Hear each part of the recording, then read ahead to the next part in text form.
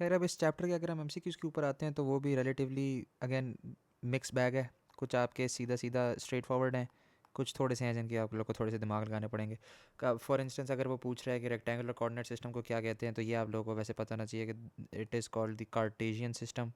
हम लोग यही यूज़ करते हैं मोस्टली, ठीक है। एफएससी के अंदर आप लोगों ने जितने भी आप लोगों ने रेक्टेंगुलर कंपोनेंट्स में रेजोल्यूशन सीखी है उसको कार्टेशियन सिस्टम कहते हैं। अब एक और चीज़ जो इसने एमसीक्यूज़ के अंदर पूछी वो ये पूछ रहा है कि मिनिमम नंबर ऑफ कंपोनेंट्स कितने हो सकते हैं। तो मिनिमम नंबर ऑफ कंपोनेंट्स अगर हम देखें तो हमारे पास 2 हो सकते हैं, ठीक है। 2 से कम नहीं हो सकते। आपके एक्स और वाई प्लेन के अंदर तो हो गई होगा मैक्सिमम को। अच्छा, अब यहाँ पर एक एमसीक्यू है, एक वो कह रहा है कि what are the maximum rectangular components, ठीक है।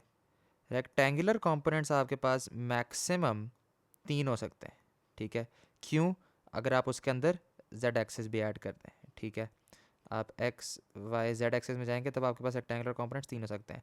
बट अगर सिर्फ कंपोनेंट्स की बात कर रहे हैं तो दोस्त can be infinite in number, infinite number of components निकल सकते हैं। अब एक और सवाल है, ये थोड़ा सा दिमाग लगाने वाला है लेकिन इतना भी नहीं है। This is I hope this is common sense. उसने पूछा हुआ the resultant of two forces of equal magnitude is also equal to the magnitude of forces, ठीक है। वो कह ये रहा है कि अगर हम एक फोर्स लेते हैं, ठीक है, आर, और इसको हमने रिजॉल्व किया, ठीक है, into your X and Y plane, वो कह ये रहा है कि द रिजल्टेंट, ठीक है, R is equal to R X and R is equal to R Y, ठीक है।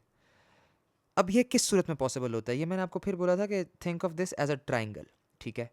एक ट्राइंगल के अंदर आपके तीनों साइड्स के मैग्नीट्यूड इक्वल तभी हो सकता है जब the angle is equal to 60 degree, ठीक है।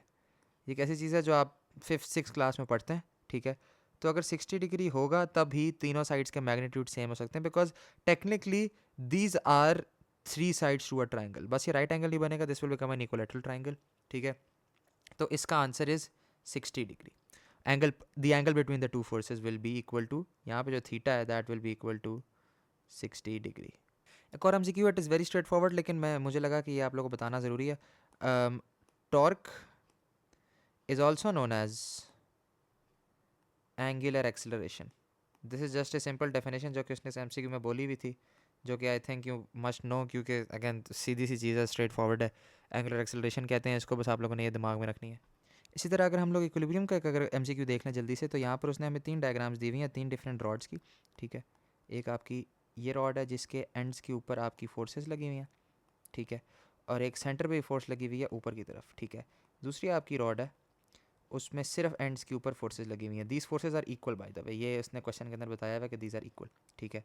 और एक तीसरी रॉड है जिसमें अगेन ऊपर और नीचे फोर्सेज लगी हुई तो हैं, बट इसमें सेंटर से नीचे आई हुई है। द क्वेश्चन इज कि इनमें से कौन सी रॉड होगी which is in static equilibrium.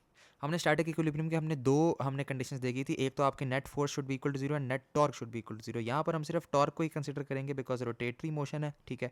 तो टॉर्क के अंदर हमारे पास if these forces are identical तो आपकी फर्स्ट के अंदर भी पूरी फुलफिल नहीं हो रही और सेकंड के अंदर भी फुलफिल नहीं हो रही, because sum of clockwise is not equal to sum of anti clockwise. आप लोग की सेकंड है जिसके अंदर sum of clockwise moments is equal to the sum of anti clockwise moments, ठीक है।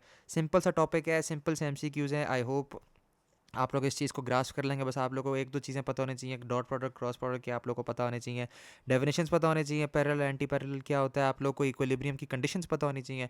आई होप कि ये चैप्टर आप लोगों के लिए ये भी मुश्किल नहीं होगा। This is a very easy chapter, यहाँ पर नंबर नहीं कटवाने। Thank you very much. Chapter 2 MCQs done.